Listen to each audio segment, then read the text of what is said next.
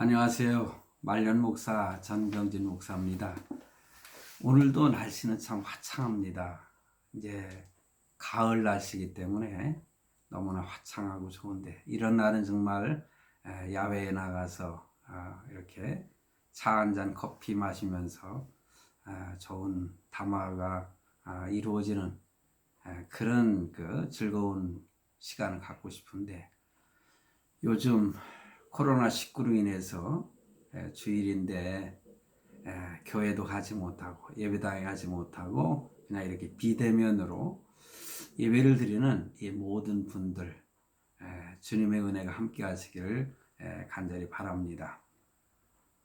요즘 너무나 날씨는 화창한데 되어지는 일들 보면은 너무나 참 우울하고 답답한 그런 소식들만 들리고 있지 않습니까? 그래도 아침에 오늘 주일이기 때문에 아침에 그 친구 목사님들이 이 단톡에다가 복된 주일 되세요 하고 보냅니다. 그리고 거룩하고 복된 주일 되세요. 또 제가 가까이 지내는 한 장로님도 비슷한 말씀으로 거룩한 주일 되시라고 이렇게 서로 축복해주는 그러한 문자를 보내는데 저도 여러분들에게 참 거룩하고 즐거운 복된 주일 되시길 바랍니다.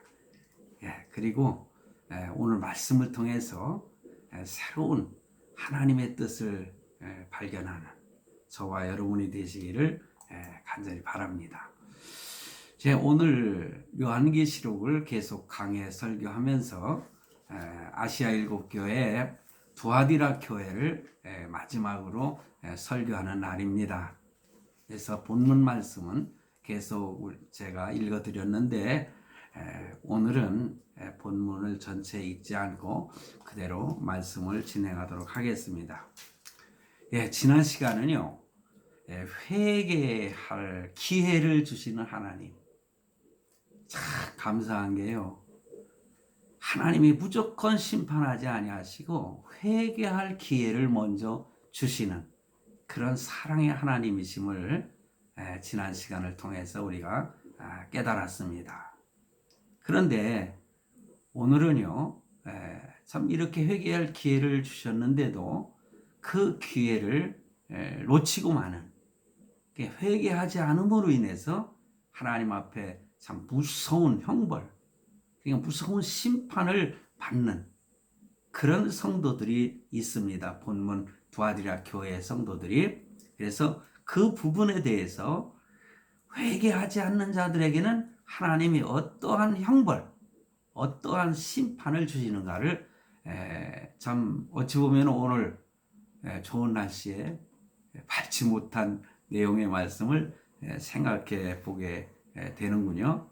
그래도 우리는 칭찬도 좋지만은요, 때로는 무서운 심판에 대한 어떤 징계의 말씀을 주실 때에 내 스스로를 깨닫고 하나님께 머리 숙여 회개의 기도를 드리고 하나님 앞에 바로 선다면 그 이상 축복이 어디 있겠습니까? 그래서 오늘 본문 22절에 보면은 볼지어다 내가 그를 침상에 던질 터이요. 이런 형벌을 주시는 침상에 던질 터이요. 또 그와 더불어 간음하는 자들도 만일 그의 행위를 회개하지 아니하면 큰 환난 가운데에 던지고.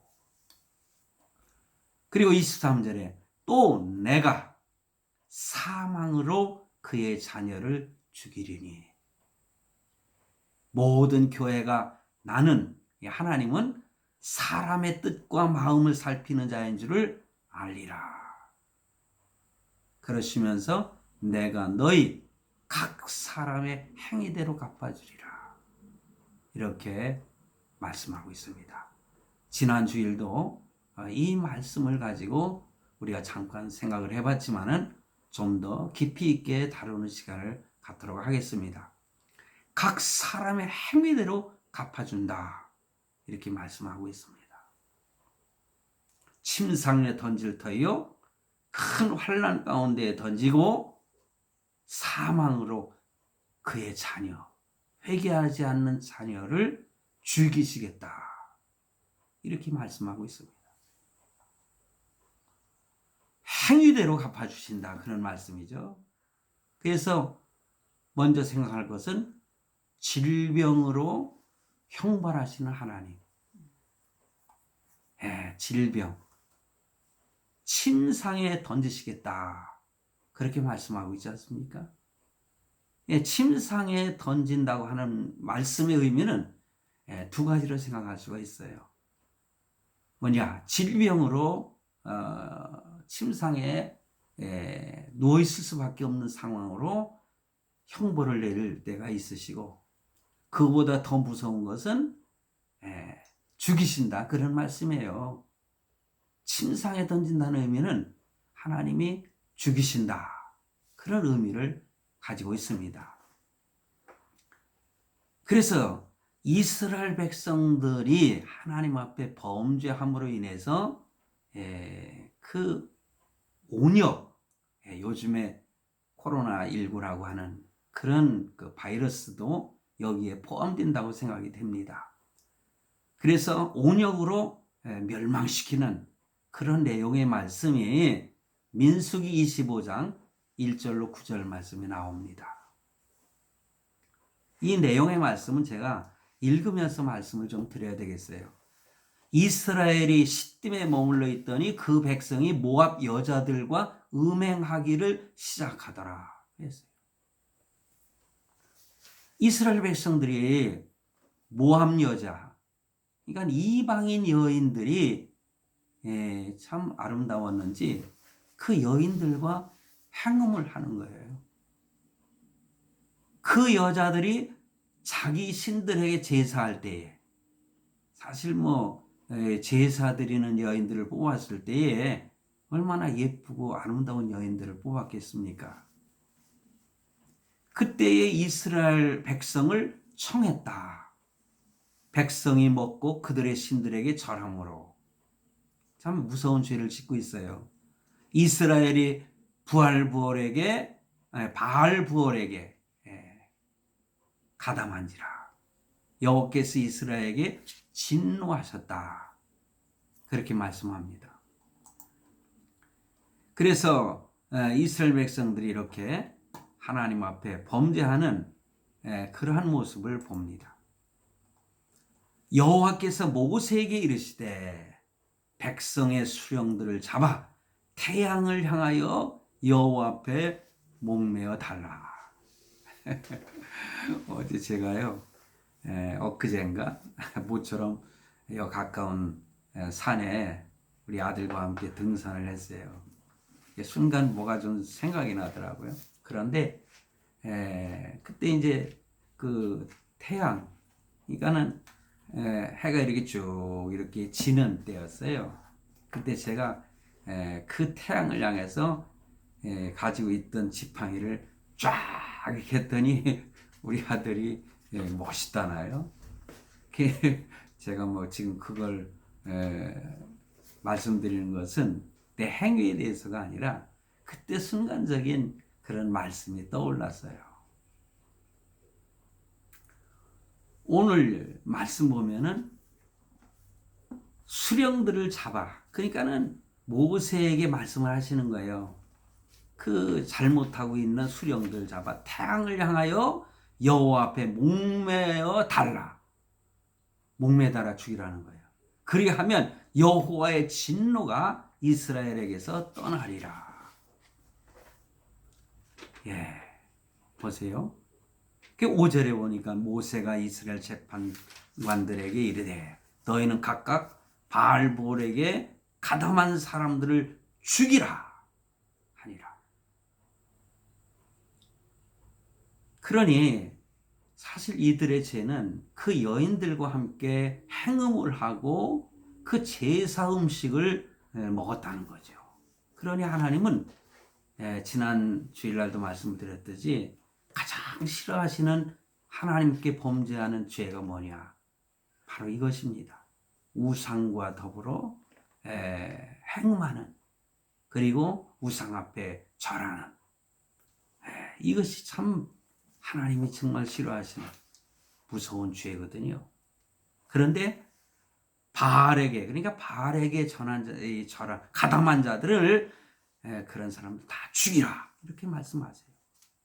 그래서 이스라엘 자손의 온 회중이 회막문에서 울 때에 이스라엘 자손 한 사람이 모세와 온 회중의 눈앞에 또 미디안의 한 여인을 데리고 그의 형제에게로 온지라.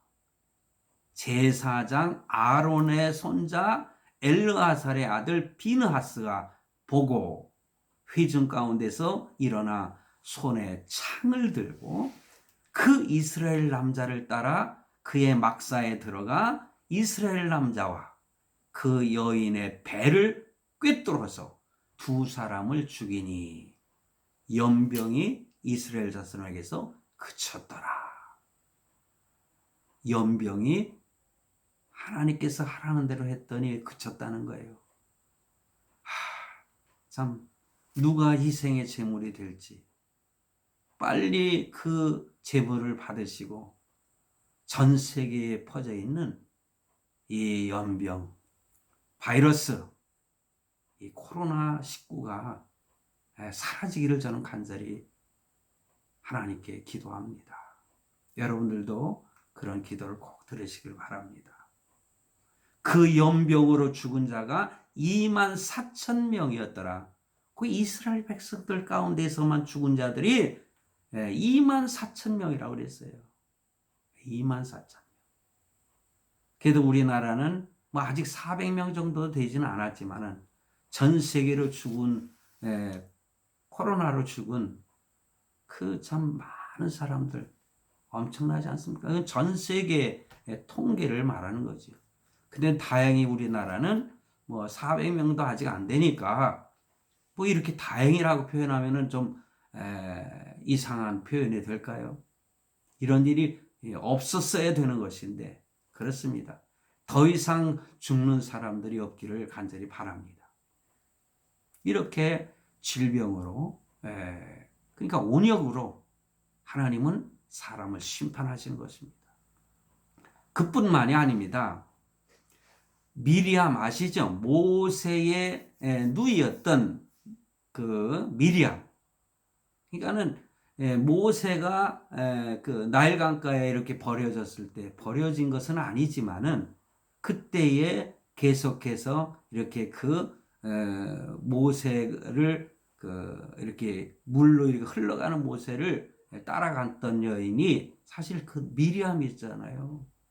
근데 그 미리암이 모세를 원망하다가 이게 보면은 민수기 12장 또 10절에 나옵니다. 구름이 장막 위에서 떠나갔고 미리암은 납병에 걸려 눈과 같더라. 아론이 미리암을 본즉 납병에 걸렸는지라.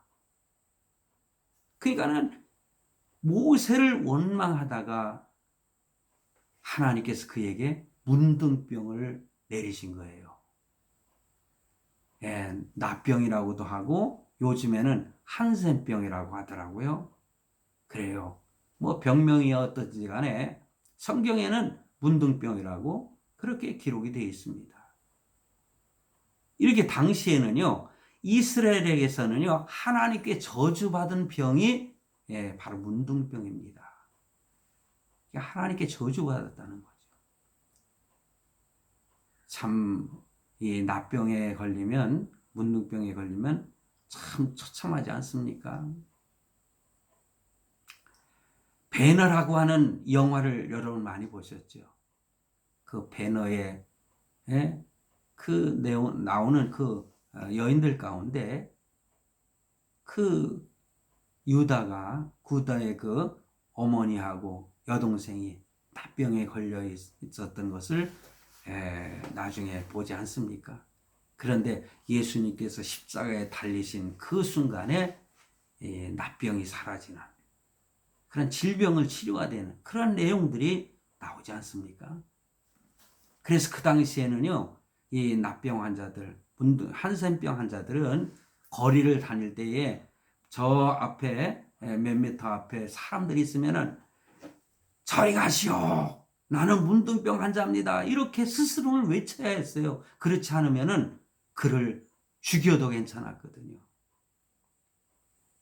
이 문둥병이 걸리도록 하는 거.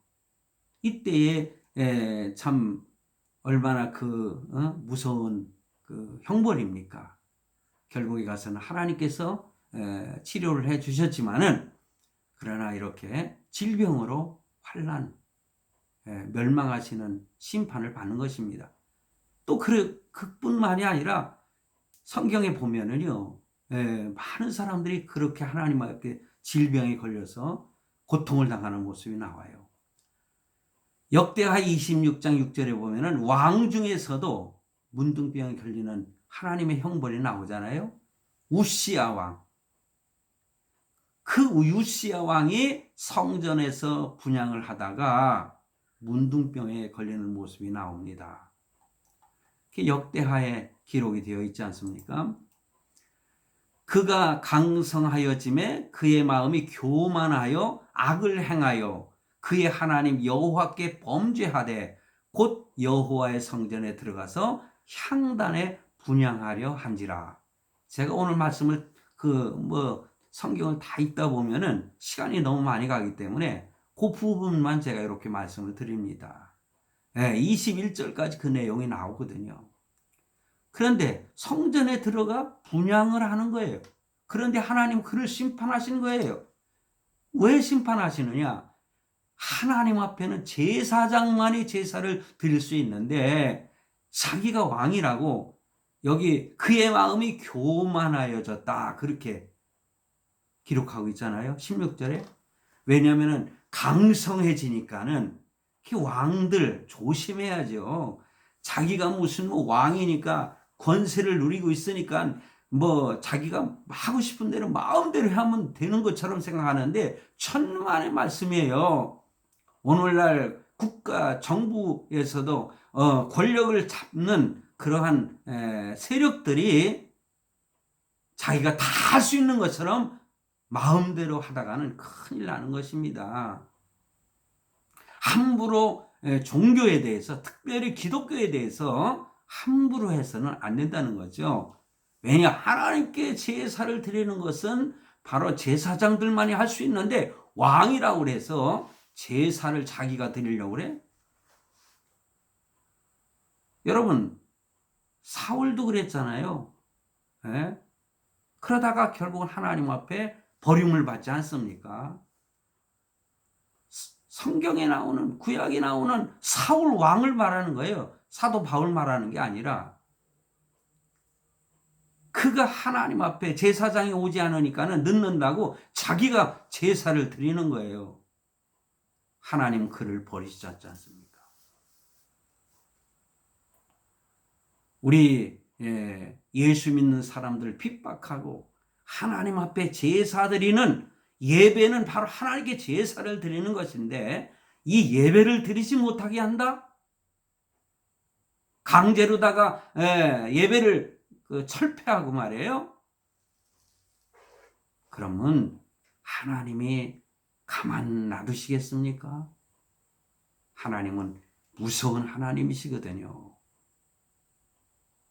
이렇게 우시야 왕이 그가 강성해지니까는 교만해져 가지고 자기가 해서는 안 되는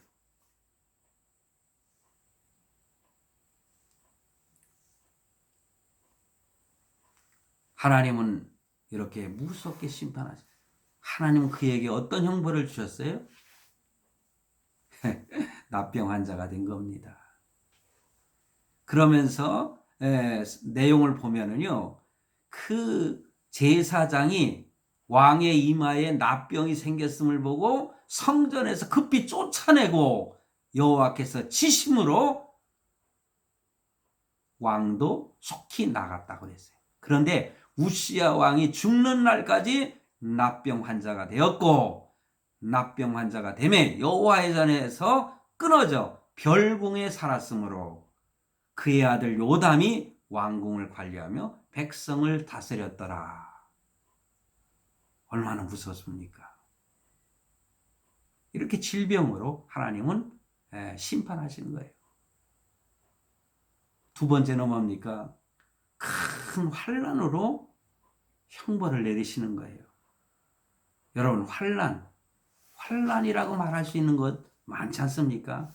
질병 외에도 경제적으로 기업이 망하거나 천재로 인해서 많은 손해를 보는, 요즘에 지난 태풍으로 인해서, 장마로 인해서 많은 농가들이 참 많은 것들을 손실을 받지 않습니까? 여러분, 제가요, 제 집사람한테 들었는데 어제 무가 이만한 게 얼마인지 아느냐는 거예요. 얼마냐고 그랬더니 무가 4,000원이래요. 그거보다 더 비싼가? 요즘에 제가 며칠 전에 그 마트에 갔더니요. 저는 과일을 참 좋아해서 이것저것 과일을 좀 사볼까 하고 했더니 참 너무 비싸더라고요. 그래서 내 처지에 이렇게 비싼 거 먹을 수 있는가 하고서는 이렇게 좀 약간 상하지는 않았지만은 진한 것들을 모아놓은 거 있어요. 그래서 배하고 바나나는 좀 그래도 다른 과일보다는 좀 싸더라고요. 제가 그것만 사가지고 와가지고 제가 그거 먹었습니다. 이렇게 천재지변으로 환난을 겪는, 결국은 코로나19라고 하는 것도 우한폐렴도요. 이거 환난이 아닙니까? 그래서 개인이나 한 가정, 그리고 국가적으로 오는 환난은 바로 죄의 결과로 오는 경우가 많이 있습니다. 그러므로 하나님의 징계인 줄 알고 하나님께 회개해야 됩니다. 성경에 보면 미스바 운동이라는 게 뭐였습니까? 하나님께 왕과 모든 백성들이 하나님께 회개하자는 회개 운동이에요. 사실 여러분, 광장, 광화문 광장에서 많은 사람들이 모이는, 거기에 대해서는 현 정권에 대해서 도전하는 세력들도 있지만은 믿는 성도들은요, 하나님께 회개하고 이런 어려운 이 나라의 형편과 이 상황을 하루빨리 회복되기를 위해서 기도하는 사람들의 모임이라고 나는 생각을 합니다. 그래서 요즘에 우한 폐렴, 우함이라고 하나요? 코로나19에 대하여 우리는 깊은 묵상을 해야 되는 것입니다. 지금 이것이 지난 2월 달부터인가, 사실 중국에서는 그 작년 말부터 있어졌던 일이라고 하는데 지금이 언제입니까? 여러분, 이제 9월도 다 가고 있지 않습니까? 오늘이 9월 마지막 주일이에요. 다음 달이면 10월입니다. 그러면 이것이 금년도에 끝난다고도 하지 않지 않습니까? 이렇게 오래도록 지속되는데 이 나라의 경제, 요즘에 소상공이라든가 많은 사람들이 얼마나 어려움을 겪는지 몰라요. 그 중에서 견디지 못해서 목숨을 스스로 끊는 사람들이 더러 생겨난다고 하는 그러한 내용을 읽어보면은 참 안타까운 것을 볼 수 있습니다. 우리는 이 환난을 벗어나기 위해서라도 하나님께 회개하는 그런 성도들이 되어야 될 줄로 믿습니다. 그리고 세 번째로는요, 사망으로 자식을 죽이신다 그랬어요. 사망으로. 자식을 죽인다는 이거 있잖아요. 너무나 무서운 형벌이지 않습니까? 만약에 제 자식이 정말 나보다 먼저 죽는 일이 일어난다면은, 예전에 제가 설교 시간에 잠깐 말씀을 드렸지만 아직 저는 그런 경우를 당하지 않았지만은 제 어머니 모친께서는 저희 형님이 돌아가시는 것을 보시고 오랜 동안 가슴 아파하시는 모습을 봤어요. 어제 저녁에 어떤 유튜브를 보니까요, 북한에서 내려온 한 사람이 진행하는 건데요. 그 북한에서 며칠 전에 죽은 대한민국의 한 국민이 처절하게 총에 맞아 죽고 뭐 꼭 화형이라고는 할 수 없지만 불로 태워서 버렸다고 하지 않습니까? 그런데 그 북한에서 남쪽으로 내려온 탈북민이 하는 소리가 말할 수 없는 욕을 하면서, 근데 그 형이 죽은 공무원의 그 형이 하는 행동을 보고 더 가슴 아파하면서 막 하는 그 내용을 실질적으로 그 내용을 말씀드리기는 좀 그렇구만요. 어찌됐든 형제가 죽었는데 이렇게까지 할 수 있는가 하는 뭐 그런 내용이었어요. 저도 우리 큰 형님이 교통사고로 저 포항에서 죽었을 때 그날 저녁에 저는 방송으로 보고 저희 어머님과 저희 형님과 이렇게 참 모시고 내려가면서 겪었던 그 심정을 제가 잘 압니다. 그 이후에 형만 생각하면 눈물이 고이고 막 가슴이 아프고 답답하고 입맛이 떨어지고, 근데 저는 그런 경험을 많이 겪었습니다. 자식이 죽는다고 하는 거, 형제가 죽어도요 얼마나 가슴이 아프고 힘든지 몰라요. 그런데 자식이 죽어보세요. 너무나 무서운 처절한 형벌이지 않습니까? 그런데 우리 하나님은 회개하지 않으면 이런 형벌도, 이런 심판도 내리신다고 말씀하고 있습니다.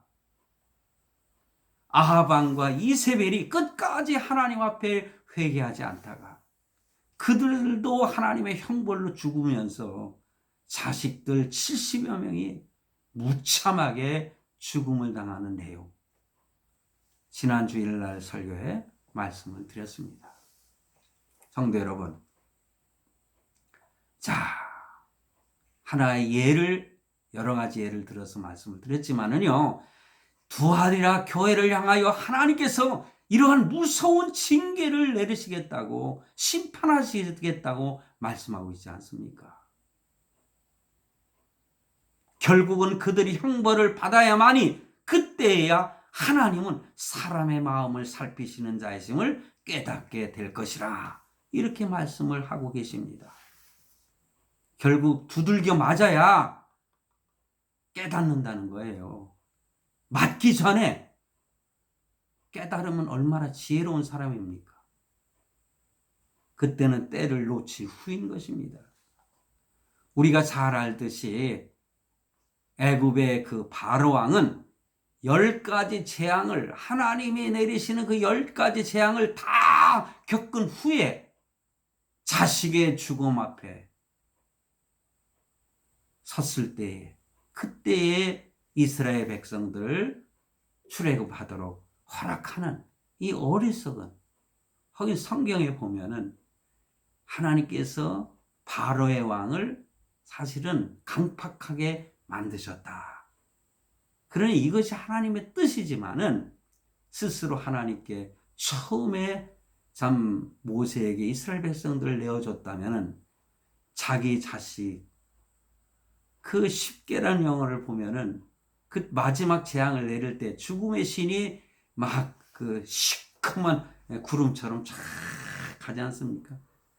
그때의 바로 왕과 그 신하들 모여 있는데 여기서 푹 쓰러지고 저기서 푹 쓰러지고, 그게 장남으로 태어났기 때문에 그 자리에서 죽는 거예요.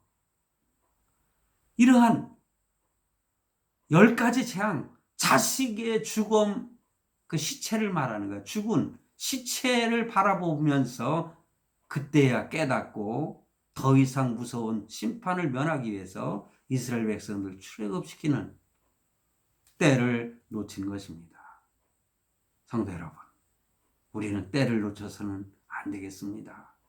지금 이 순간이라도, 혹시 이 설교를 듣는 이 순간이라도 주여, 내가 이러이러한 잘못을, 이러한 죄를 범하였습니다.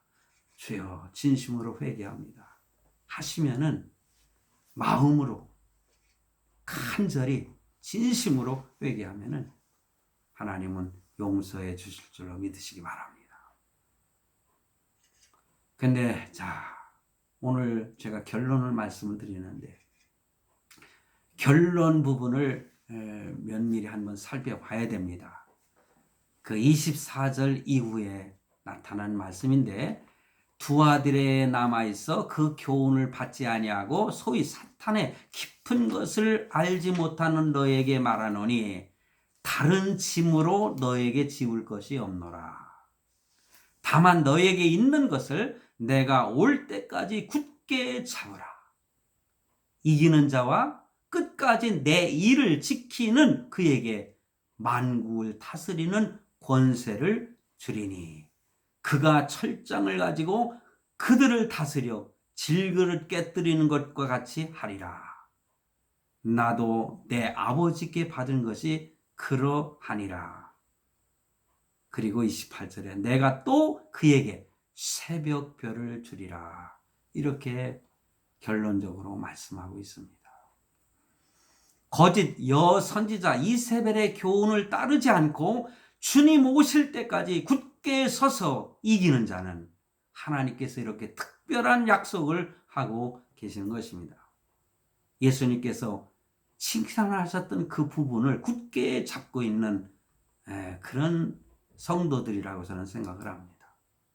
만국을 다스리는 권세를 주신다고 그랬어요. 우리에게도 권세를 주십니다. 우리는 권세가 없는 나약한 자들이잖아요. 권세 잡은 자들에게 꼼짝을 못해요. 요즘에 권력을 좀 잡았다고 그래서 마음대로 지 하고 싶은 대로 해요. 뭐 경기도 지사 정도 됐어도요, 지 마음대로 해요.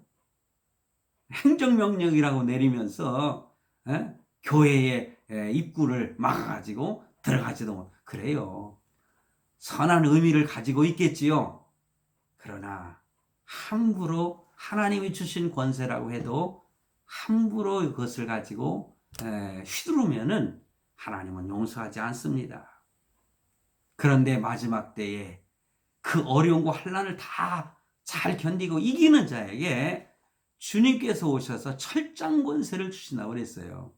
주님과 같은 권세를 우리가 누릴 수 있습니다. 세상을 심판하고 영원한 왕권을 가지고 주님과 더불어 함께 사는 것입니다. 요한계시록 마지막 부분에 가면 천년 왕국으로 우리는 함께 가지 않습니까? 천국에 가서는 우리는 왕권을 가지고 다스리는 권세를 주시는 것입니다. 마지막으로 새벽별을 주십니다. 요한계시록 22장 16절에 나 예수는 교회들을 위하여 내 사자를 보내어 이것들을 너에게 증언하게 하였노라. 나는 다윗의 뿌리요 자손이니 곧 광명한 새벽별이라 하시더라. 예수님이 새벽별이라는 거 우리 잘 알지 않습니까? 새벽별이에요. 새벽은 이제는 어두운 그 밤이 다 지나가는 그때를 가르쳐 난 말한다고 생각해요. 환난의 때가 지나가는 거예요. 새벽별을 주리라. 주님과 함께 영원한 천국에 가는 거 아니겠습니까? 주님을 소유한다는 것은 무엇을 말합니까? 한마디로 구원을 받는다 그것이죠. 구원을 받는 것. 그래서 요한복음 14장 6절에 뭐라고 그랬습니까? 예수께서 이르시되 내가 곧 길이요 진리요 생명이니 나로 말미암지 않고는 아버지께로 올 자가 없다. 예수 그리스도를 소유한다는 것은 이렇게 아버지께 영원한 천국으로 갈 수 있는 구원을 말하는 것입니다. 그것은 바로 한마디로 하늘의 영원한 기업을 받는 것입니다. 그러므로 우리는 주님 오실 때까지 환난과 고난 속에서도 신앙을 굳게 잡고 흔들리지 말아야겠습니다. 하나님은 세상과 타협하는 행위를 싫어하십니다. 두아디라 교회는 세상과 타협하는 교회의 상징이라고 했지 않습니까? 우리는 우리를 유혹하는 어떠한 것을 인하여서라도 세상과 타협해서는 안 돼요. 이세벨의 가르침은 오늘도 교회 안에서도 계속되고 있을 수 있어요. 하나님의 질서와 가치관을 결코 버려서는 안 됩니다. 세상과 적당히 타협하고 적당히 살면 안 되는 것입니다.